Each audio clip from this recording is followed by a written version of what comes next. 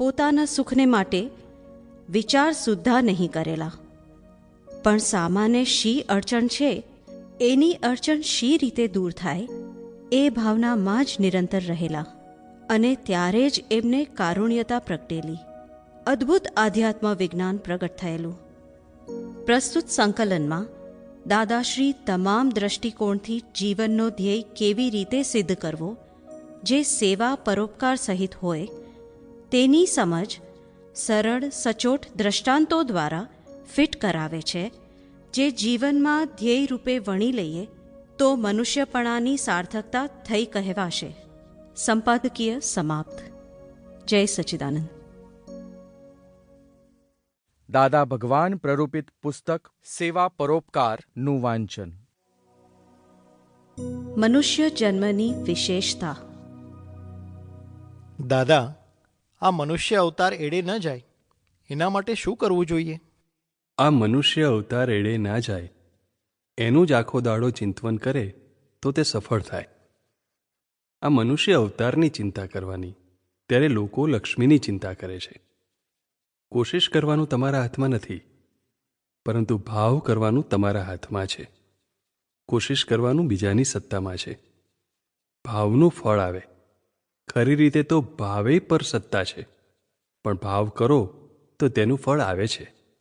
મનુષ્ય જન્મની વિશેષતા શું? મનુષ્ય જીવન પરોપકાર માટે છે, અને હિન્દુસ્તાનના મનુષ્યોનું જીવન એબ્સોલ્યુટિઝમ માટે, મુક્તિ માટે છે. હિન્દુસ્તાન સિવાય બહાર બીજા ઇતર દેશોમાં જે જીવન છે એ પરોપકાર માટે છે. પરોપકાર એટલે મનને પારકા માટે વાપરવાનું, વાણીએ પારકા માટે વાપરવાની, અને વર્તને પારકા માટે વાપરવાનું. મન વચન કાયાએ કરીને પરોપકારો કરવા. ત્યારે કહેશે, મારું શું થશે? એ પરોપકાર કરે તો એને ઘરે શું રહે? લાભ તો મળે જ ને. હા, પણ લોકો તો એમ જ જાણે ને કે હું આપું તો જતું રહે મારું. નીચલી કક્ષાના માણસો હોય તે એવું માને. ઊંચી કક્ષાવાળો એવું માને કે પારકાને આપી શકાય. જીવન પરોપકાર માટે. આનું ગુહ્ય સાયન્સ શું છે કે મન વચન કાયા પરોપકારે વાપરો તો તમારે ત્યાં હરેક ચીજ હશે. પરોપકાર માટે જો વાપરો અને પછી ફી લઈને વાપરો તો તકલીફ પેદા થાય. દાદા, આ કોર્ટમાં ફી લે 100 રૂપિયા પડશે, 150 રૂપિયા પડશે, ત્યારે કહેશે સાહેબ 150 લઈ લો, પણ પરોપકારનો કાયદો તો ના લાગે ને. પેટમાં લાઈ લાગી હોય તો એમ કહેવું જ પડે ને. એ વિચાર કરશો જ નહીં. કોઈ જાતના પરોપકાર કરશો ને તો તમને કોઈ અડચણ નહીં આવે. હવે લોકોને શું થાય છે? હવે અધૂરું સમજીને કરવા જાય ને એટલે અવળી ઇફેક્ટ આવે, એટલે પાછું મનમાં શ્રદ્ધા ના બેસે ને ઉડી જાય. અત્યારે કરવા માંડે તો 2-3 અવતારે રાગે પડે. આ જ સાયન્સ છે. આપણે સાંભળીએ પરમ પૂજ્ય દાદા ભગવાનના સ્વમુખે નીકળેલી વાણી. એટલે આ આખું આનું ગુહ્ય સાયન્સ શું છે કે મન વચન કાયાથી ઉપકારે વાપરો તો તમારે તો હરેક ચીજ હશે. શું કહ્યું?